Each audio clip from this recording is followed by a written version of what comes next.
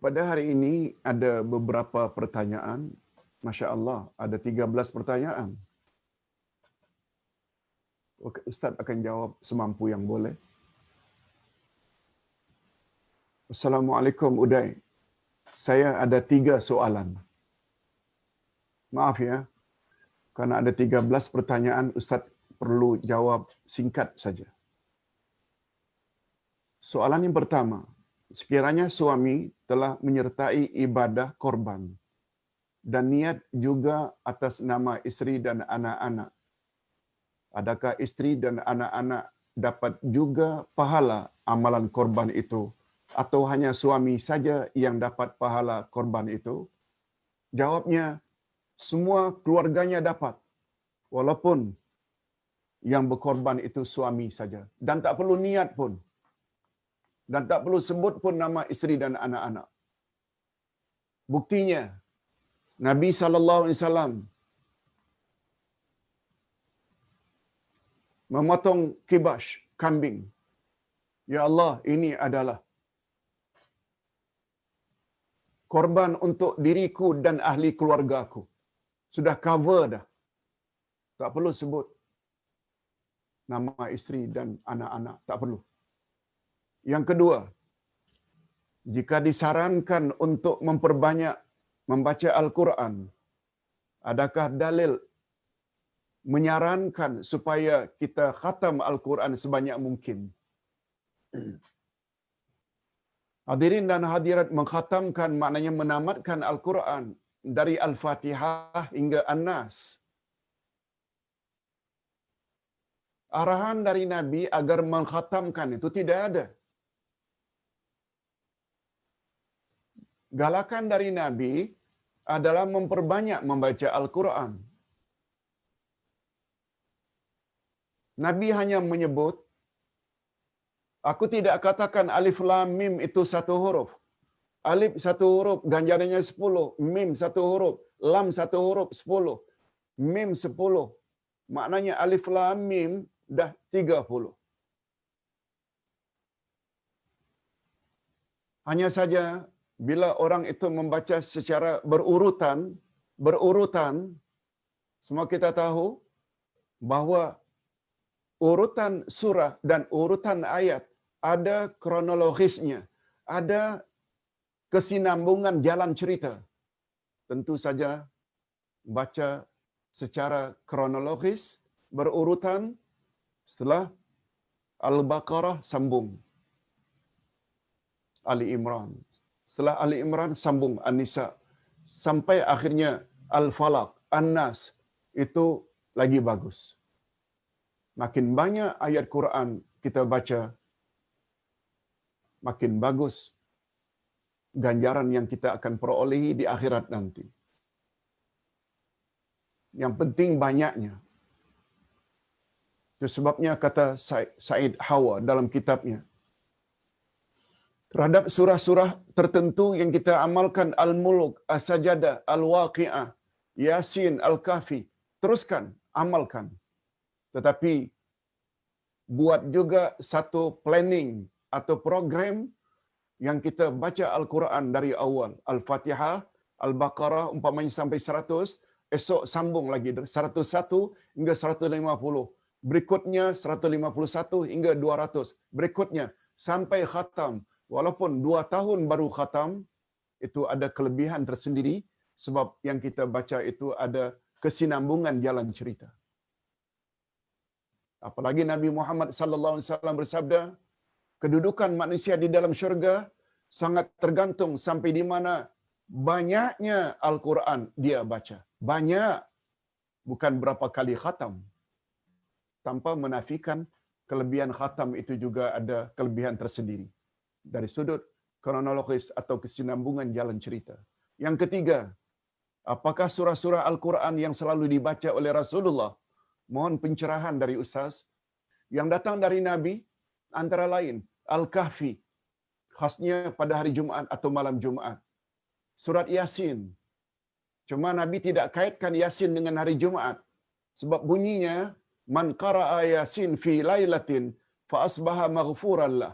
Siapa membaca surat Yasin pada suatu malam, maka sebelah paginya Allah ampun segala dosa-dosa kecilnya pada suatu malam tanpa menyebut malam Jumaat. Tapi surah Al-Kahfi, siapa membaca surah Al-Kahfi pada hari Jumaat, Allah akan jadikan cahaya di antara dirinya dengan Ka'bah. Ada sebut Jumaat. Kemudian siapa membaca surat Al-Waqi'ah, niscaya dia tidak akan apa dalam hidup. Barang siapa yang membaca surat Al-Mulk, niscaya dia akan terhindar daripada azab kubur dan azab api neraka. Siapa baca surat As-Sajdah, ini di antara surah-surah yang popular yang dibaca oleh Nabi Muhammad sallallahu alaihi wasallam. Okey.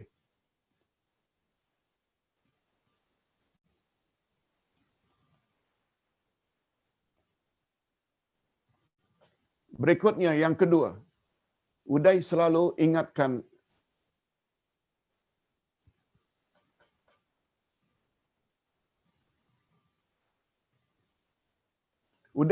ingatkan para jamaah tentang betapa penting faktor akidah dalam Islam.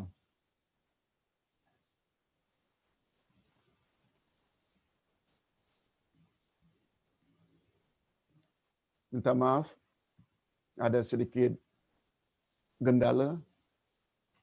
Okey, kita teruskan. Assalamualaikum Uday.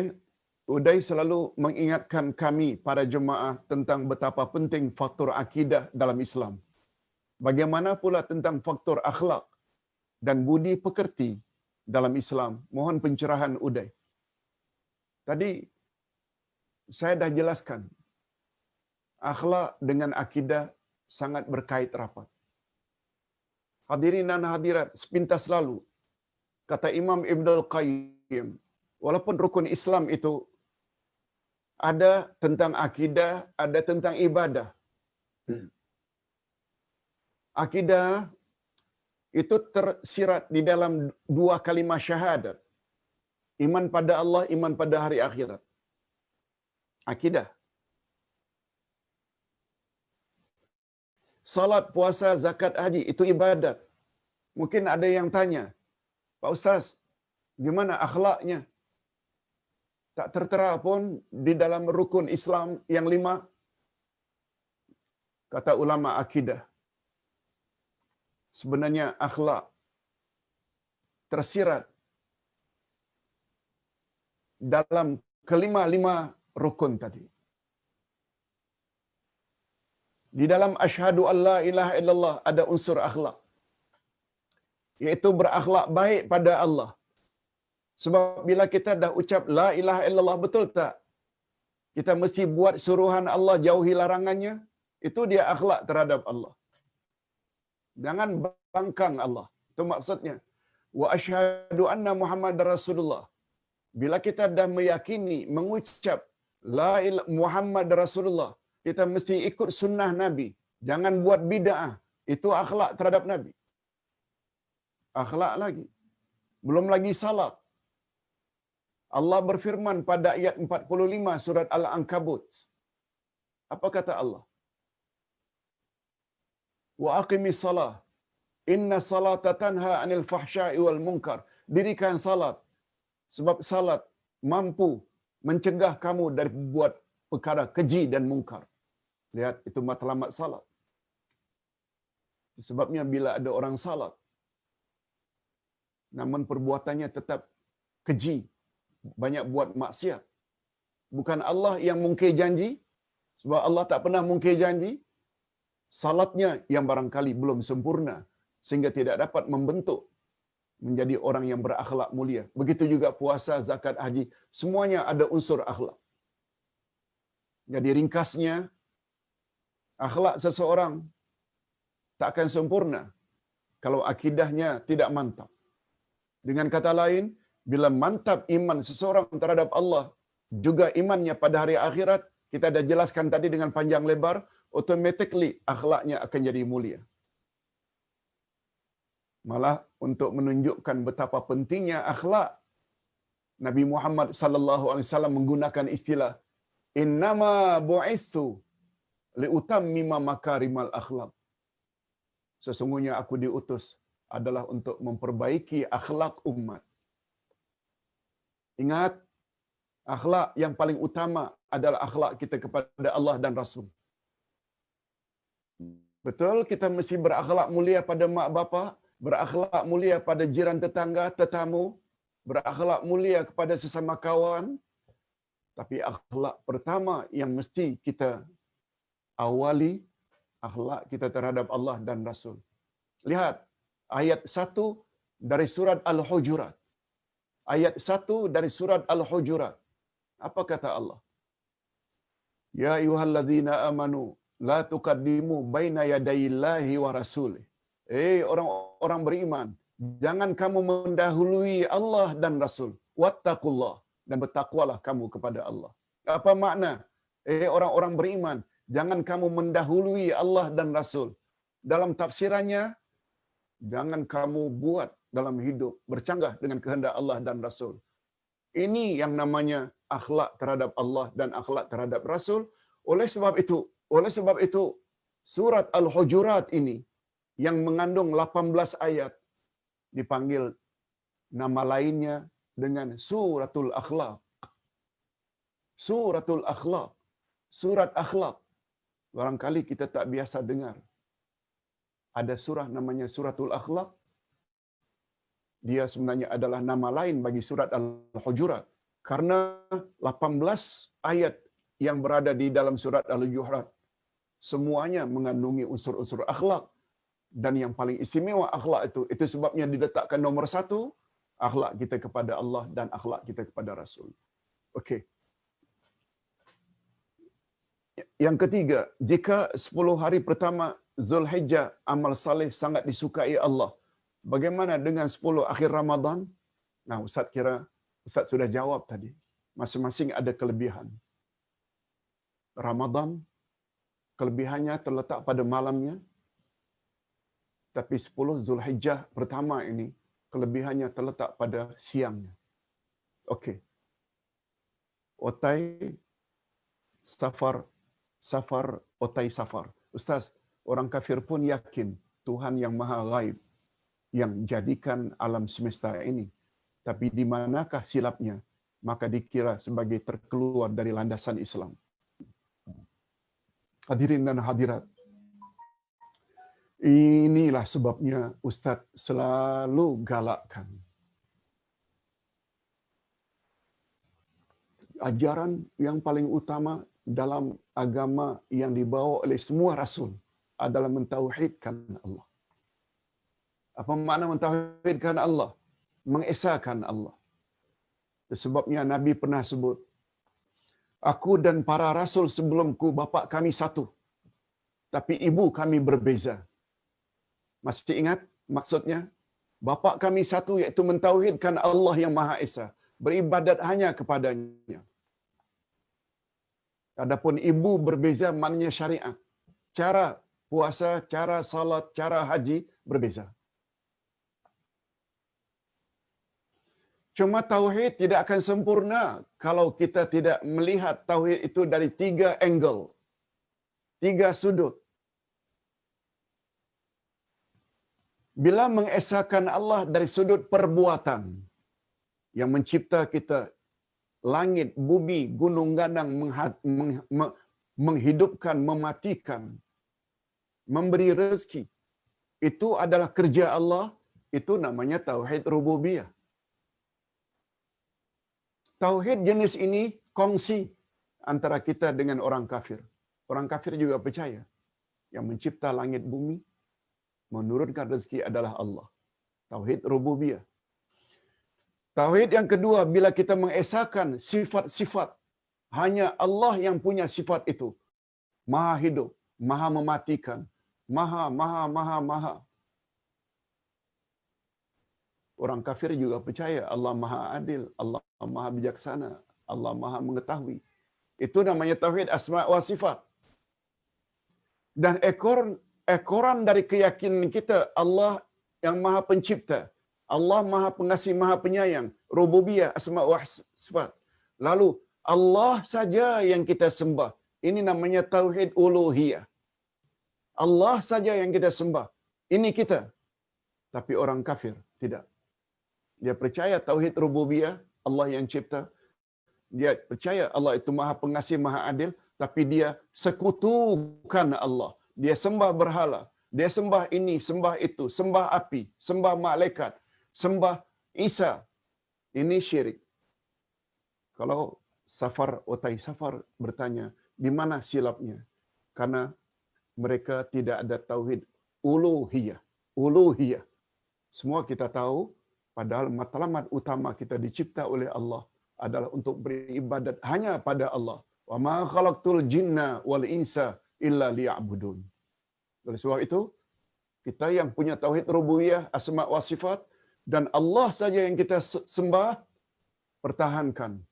Kalau boleh sampai akhir hayat kita mendapat husnul khatimah. Orang kafir terserah. Itu kesalahan orang kafir. Karena tak ada tauhid rubub, tak ada tauhid uluhiyah. Tauhid uluhiyah sama dengan kata lain tauhid ibadat. Elia, Assalamualaikum Uday, jika suami berniat melakukan korban untuk dirinya, keluarganya, adakah setiap ahli keluarganya harus mengikuti pantang larang korban atau hanya suami? Nah, tentang pantang larang korban ini cukup suaminya saja. Cukup suaminya saja. Sebab anak-anak itu dia akan mengikuti ganjaran insya-Allah.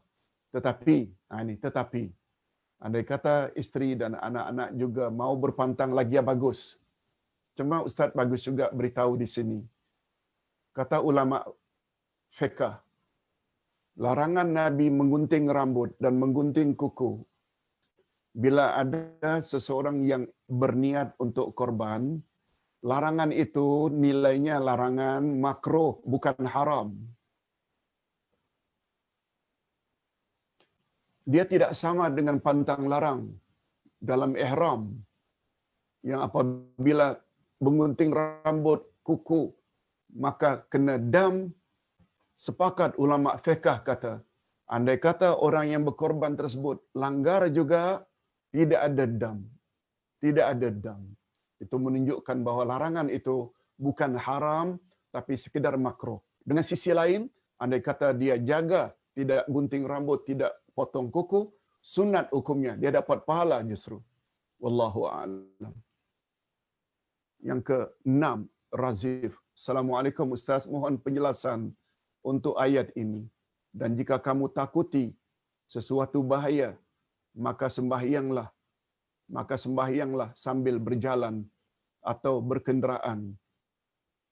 Kemudian apabila kamu telah aman sentosa, maka hendaklah kamu mengingati Allah dengan mengerjakan salat secara yang lebih sempurna. Sebagaimana Allah telah mengajar kamu apa yang kamu telah mengetahuinya. Al-Baqarah 239. Ayat ini mengandung salatul khauf. Ayat ini mengandung salatul khauf, yaitu salat karena takut. Salat dalam peperangan. Salat dalam peperangan, ini pembahasan ilmu fiqh lah. Dia tidak sama dengan salat biasa. Malah kata ulama fiqh, salat khauf, salat takut ni cukup satu rakaat saja. Nah, ini pembahasannya panjang. Tapi bila ditanya, oleh sebab itu dalam keadaan takut, tak sempurna barangkali rukun syarat yang kita telah buat. Okey, waktu itu. Tapi bila kamu sudah merasa aman, buatlah macam biasa. Itu maksudnya. Ringkasnya macam itu, Razif, Fatimah Iladat Khat. Fatmah Khan. Salam Ustaz, saya tertinggal mencatat tentang penjelasan poin pertama, 4 perkara yang ditanya di padang mahsyar nanti. Pertama, umur. Betul. Yang kedua, masa mudamu. An umrihi. Pertama sekali yang akan ditanya tentang umurnya. Fima afna. Sampai di mana awak telah gunakan. Wa an syababihi. Fima abla. Tentang masa mudanya. Kemana awak telah pergunakan. Enjoy atau taat pada Allah. Yang ketiga tentang ilmunya, sampai di mana awak telah amalkan. Ini kita belajar nih ilmu. Bahaya bila kita dah tahu lalu tidak diamalkan. Sebab akan ditanya, mengapa awak tak amalkan? Itu sebabnya kata pepatah Arab, al-ilmu bila amalin kasyajarah bila samar. Ilmu yang tidak diamalkan bagaikan pokok yang tidak ada buahnya. Malah mereka nanti ditanya lebih daripada orang jahil. Orang jahil itu sesat karena dia tidak ada tak tahu. Tapi bagi orang yang tahu tak diamalkan, bahaya. Dan yang keempat, Allah akan tanya tentang hartamu. Dari mana kamu perolehi dan ke mana kamu salurkan. Barangkali itu yang dimaksudkan oleh Fatimah. Saya tertinggal tadi mencatat tentang penjelasan poin pertama. 4 perkara yang ditanya di padang mahsyar. Yes. Pertama umur, yang kedua masa muda, yang ketiga ilmu sampai di mana diamalkan, yang keempat adalah tentang harta. Dari mana kamu perolehi dan ke mana kamu salurkan. Nah, yang kedua alam barzakh. Nikmatnya adakah sama dengan nikmat di jannah? Beza. Nikmat syurga lain. Nikmat kubur lain. Tentang macam mana detailnya, itu kita disuruh batasi. Selagi tidak ada secara detail, sebab Allah menyebut dalam Al-Quranul Karim, jangan kamu kira orang-orang saleh yang meninggal dunia itu dalam kubur mereka mati. Tidak, sebenarnya mereka hidup. Wahum yurzakun, dan mereka diberi rezeki. Macam mana rezekinya, macam mana mereka hidup, yang jelas hidup mereka tak sama dengan hidup di alam dunia, hidup di alam kubur juga tak sama dengan hidup di alam akhirat. Tentang detailnya, tolong batasi. Sebab perkara gaib kita tidak boleh bahas andai kata tidak ada dalilnya dari Allah atau dari Rasulnya. Wallahu a'lam. 8. Safar, otai safar. Apakah beza Dajjal, Ya'juj dan Ma'juj? Hadirin dan hadirat sebagaimana yang Ustaz sebutkan tadi. Dajjal itu kalau dalam bahasa Dewan Bahasa, iaitu pembohong yang sangat teruk.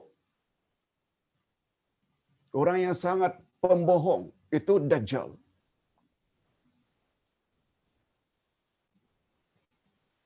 Ya'juj dan Ma'juj, semuanya ini disebut oleh Allah. Mereka adalah dari kalangan manusia. Manusia. Cuma sebagaimana Ustaz sebutkan tadi, jangan kita terlalu detail menyebut perkara ini. Cukup yakini saja dia akan wujud. Dia akan wujud. Sebab di akhirat nanti kita tidak akan ditanya tentang Dajjal, Ya'juj wa Ma'juj. Cukup percaya saja dan yakin saja yang dia akan muncul. Sebagaimana akan muncul Imam Mahdi, sebagaimana akan turun Isa dari langit.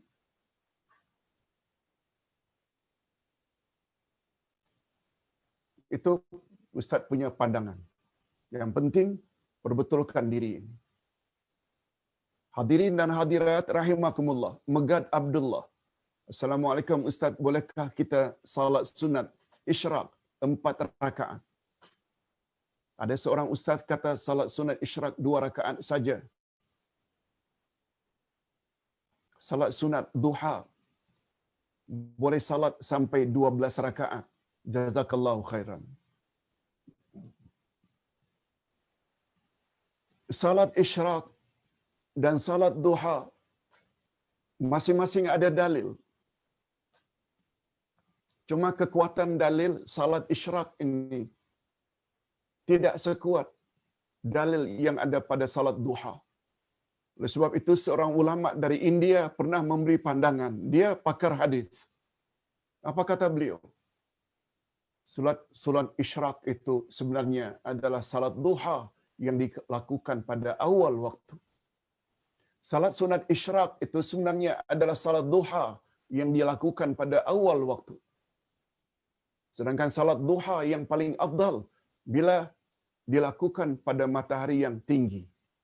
Itu sebabnya kata Nabi, salat awabin adalah salat duha yang dilakukan ketika unta melahirkan anaknya, lalu anaknya menggelitik kakinya karena panasnya padang pasir.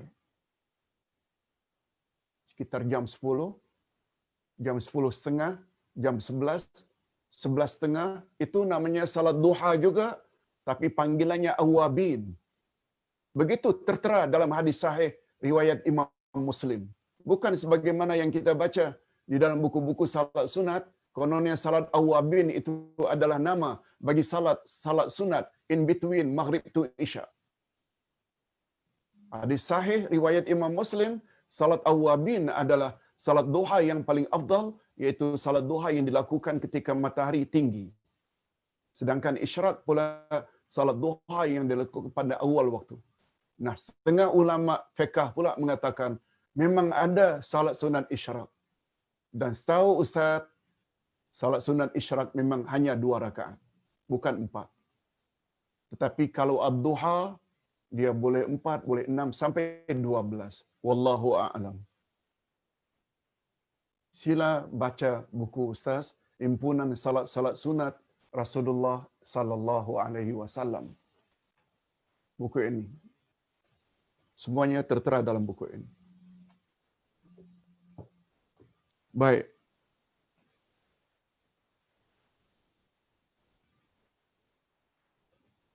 Yang ke-10.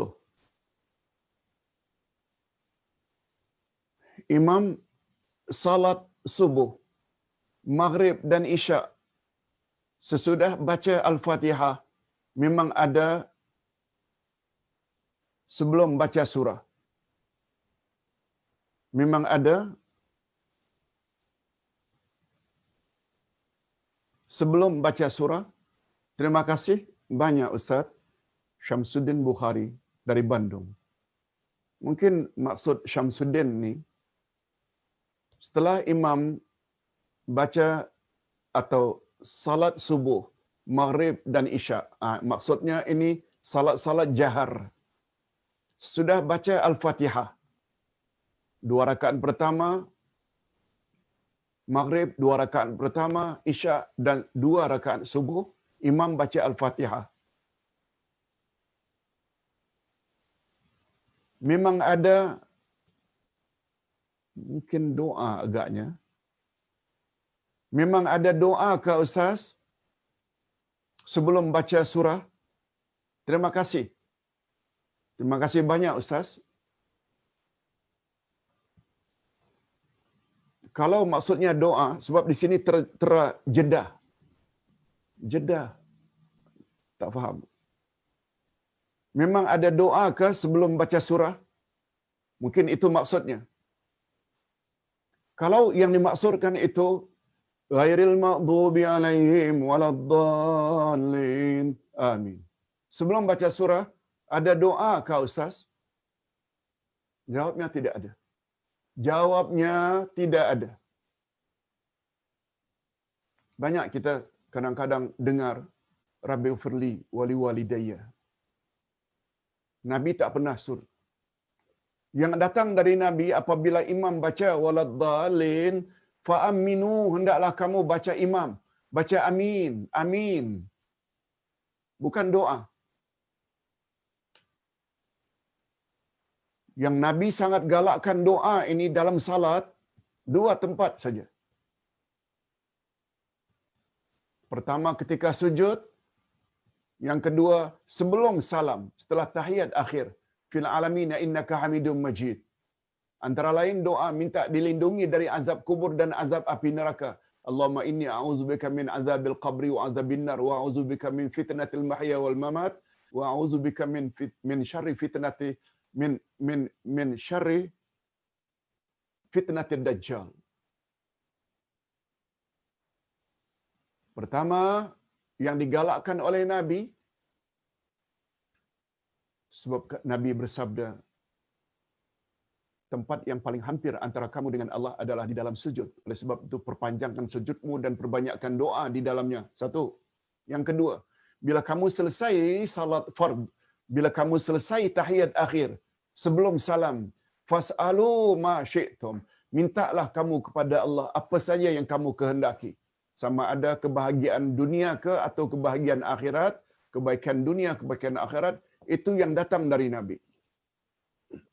Bukan ketika qiyam, berdiri tegak, bukan ketika rukuk, bukan ketika i'tidal, tapi dua tempat tadi digalakkan sangat oleh Nabi agar kita berdoa.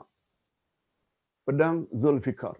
Salam Ustaz, ada satu soalan dalam surat Al-Baqarah ayat 238 tentang salat wusta. Salat wusta. Mohon pencerahan maknawiyah tentang ayatnya. Jazakumullah khairan. Allah Subhanahu wa taala berfirman pada ayat 238 dari surat Al-Baqarah. Ya ayyuhallazina amanu. Allah Subhanahu wa taala bukan. Allah Subhanahu wa taala berfirman, Hafizu ala salawati wa salatil wusta. Peliharalah olehmu salat-salatmu dan salat yang di tengah. Hafizu ala salawati. Ya, ini dia surah ayatnya. Hafizu ala salawati wa salatil wusta. Peliharalah semua salatmu dan peliharalah salat wusta. Berdirilah untuk Allah dalam salatmu yang khusyuk, dengan khusyuk. Kata ulama tafsir. Yes, pertanyaannya terjemah maknawiyah, maksudnya tafsir. Terjemah harfiah, peliharalah salat-salatmu yang 5 maksudnya. Zuhur, asar, maghrib, isya, subuh. Dan salatul wusta, wusta dalam bahasa kita maknanya pertengahan. Pertengahan. Syirqul awsat, Middle East. Wasat itu pertengahan. Itu terjemahan harfiah, terjemah maknawiyah. Nabi ditanya, ya Rasulullah, kami disuruh supaya memelihara salat-salat yang 5. Tapi kami juga disuruh supaya memelihara salat yang di tengah. Apa maksudnya salat yang di tengah? Jawab Nabi, salatul asri, salat asar. Salat asar. Nah, bila ditanya pula, mengapa salat asar itu disebut sekali lagi, padahal telah disebut salat yang 5 sebelumnya? Zuhur, asar, subuh, zuhur, asar, maghrib, isya. Subuh, zuhur, asar, maghrib, isya. Yang di tengah itu asar. Peliharalah salat-salatmu dan salat yang di tengah yaitu asar. Sedangkan asar ini salah satu daripada salat yang 5 menurut ulama tafsir. Bila sesuatu itu yang menyambung, padahal dia adalah bahagian daripada yang disambung, menunjukkan yang menyambung itu adalah yang paling utama. Yang paling utama. Ustaz buat contoh lain. Tanazzalul malaikatu war-ruhu fiha biizni rabbihim min kulli amr. Turunlah di malam Lailatul Qadar malaikat-malaikat dan Jibril. Roh di sini dengan makna Jibril. Turunlah di malam Lailatul Qadar malaikat-malaikat yang begitu banyak dan Jibril. Betul tak Jibril sebahagian dari malaikat? Disebut malaikat Jibril. Setelah malaikat-malaikat menunjukkan Jibril lah malaikat yang paling utama. Begitu juga. Peliharalah salat-salatmu. Subuh, zuhur, asar, maghrib, isya dan asar. Ini memberi isyarat. Salat asar adalah salat yang paling penting dari salat yang 5. Itu sebabnya Nabi pernah menyebut, orang yang salat asar sudah dekat masuk maghrib. Apa kata Nabi? Tilka salatul munafik. Itulah dia salat orang munafik. Itulah dia salat orang munafik. Nabi tidak pernah sebut begitu terhadap salat-salat yang lain. Itu maksudnya. Ustaz, safar otai safar, Nabi pernah berkorban untuk dirinya, keluarga, dan untuk umatnya. Sedangkan umatnya tak serumah. Tapi kita berkorban untuk anak, yang berasing tinggal dari rumah, berkahwin, tak dapat pahala, ya Ustaz, si anak tadi. Hadirin dan hadirat, apa nama keluarga? Apa maksudnya keluarga? Walaupun dia dah kahwin, dia tetap anak kita, keluarga kita. Apa yang Nabi lakukan, 2 ekor kibas, ini kibas korban untukku dan ahli keluarga aku, termasuk isteri dan anak-anak. Kalau anak yang sudah kahwin ingin buat berasingan, silakan, lagi bagus, lagi banyak pahalanya. Sebab semakin banyak daging yang dapat dimakan oleh orang-orang yang memerlukannya. Tapi berdasarkan hadis, satu orang yang apabila sudah korban, cover untuk ahli keluarganya, termasuk. Apakah setelah kahwin dia bukan keluarga lagi? Adapun kibas yang kedua, dan ini adalah korban untuk umatku. Nah, di sini kata ulama hadis, kata ulama fiqh dalam kitab Bidayatul Mujtahid memberi isyarat untuk umatku, sedangkan ketika itu ada umat yang masih hidup, ada umat yang telah meninggal dunia. Dari situ diambil kesimpulan, bila kita korban untuk orang yang sudah mati juga boleh. Ini pendapat yang lebih kuat. Oleh sebab itu, kita niatkan korban untuk ibu bapa kita yang sudah meninggal dunia. InsyaAllah dia akan dapat. Berdasarkan dalil tadi. Sebab Nabi berkorban untuk umatnya. Padahal ketika itu ada umatnya yang masih hidup dan juga ada umat yang telah meninggal dunia. Begitu kata Ibnu Rushdi dalam kitabnya Bidayatul Mujtahid. Wallahu a'lam. Terakhir. Nik Noria Nik Daud. Assalamualaikum Uday. Saya ada terdengar seorang ustaz cakap salat sunat uduk boleh bergabung dengan salat sunat qabliyah, iaitu buat serentak 2 rakaat. Mohon pencerahan. Hadirin dan hadirat rahimakumullah.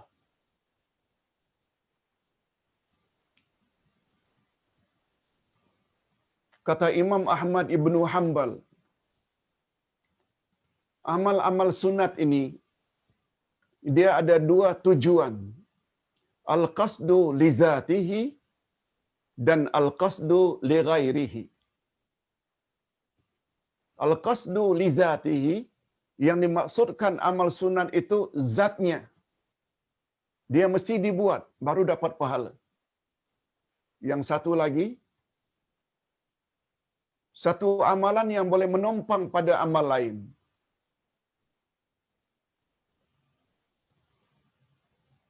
Ustaz buat contoh.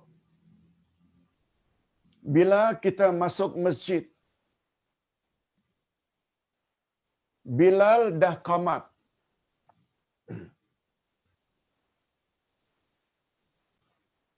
Kalau kita sudah buat qabliyah subuh di rumah, baguslah. Tapi bila belum buat, sedangkan ada ketetapan dari Nabi, bila qamat, haram kamu buat salat sunat. Kita langsung join imam untuk salat fardu subuh. Kita tertinggal qabliyah subuh. Oleh sebab itu, qabliyah subuh kalau ingin dapat ganjarannya, hendaklah diqada, diganti. Sebab qabliyah subuh 2 rakaat itu tidak boleh menumpang pada salat subuh. Tidak boleh menumpang. Ini maknanya al-qasdu li zatihi. Cara mengqadanya ada 2. Boleh setelah selesai salat subuh, ada hadisnya, riwayat Imam Tirmizi. Sebab Nabi bertanya, mengapa kamu salat subuh 4 rakaat? Sahabat jawab, ketika saya masuk tadi, ya Rasulullah, sudah qamat, saya belum buat qabliyah subuh. Oleh sebab itu saya langsung join, sebab Tuhan larang buat salat sunat bila dah qamat. Setelah salam saya naik lagi buat qada qabliyah subuh. Oh, begitu kata Nabi. Nabi tidak larang. Walaupun kita tahu waktu itu adalah waktu haram. Dengan tidak adanya larangan dari Nabi maknanya boleh. Tapi imam kita, Imam Asy-Syafi'i lebih memilih qada itu hendaknya waktu duha. Supaya terhindar daripada waktu haram. Dua-dua cara ini adalah boleh. Qabliyah subuh perlu diqada. Tetapi tahiyatul masjid dia boleh menumpang dalam salat subuh. Dia boleh menumpang pada salat subuh. Sebab kita tadi belum duduk. Atau kemungkinan yang kedua, kita masuk saja azan selesai. Biasanya kan ada beberapa minit untuk qamat. Nah, sebelum qamat itu kita perlu hanya buat qabliyah subuh sahaja. Sebab karena belum duduk, tahiyatul masjid boleh menumpang pada qabliyah subuh. Tahiyatul masjid tidak perlu dibuat secara berasingan. Tahiyatul masjid dulu, baru qabliyah subuh tak perlu. Sebab dia boleh menumpang. Nah, persoalannya, salat sunat, salatut tahur, itu namanya salatut tahur, dari kata taharah. Salat sunat sesudah uduk. Boleh tak dia menumpang atau dia dituntut? Para ulama berbeza. Ada yang mengatakan dia dituntut, zatnya mesti buat. Bagi pendapat ini, maknanya dia tidak boleh menumpang. Ada pula pendapat yang lain, dia boleh menumpang seperti salat tahiyatul masjid. Hadirin dan hadirat, dalam bab perbezaan pendapat ini, kita berlapang dada sajalah. Yang ini boleh, yang ini boleh. Bagi ustaz, bila ada masa, ustaz akan buat salat sunat wudu itu berasingan. Salat sunat wudu, salat tahiyatul masjid boleh menumpang langsung. Tapi untuk qabliyah zuhur, qabliyah subuh, dia mesti buat berasingan.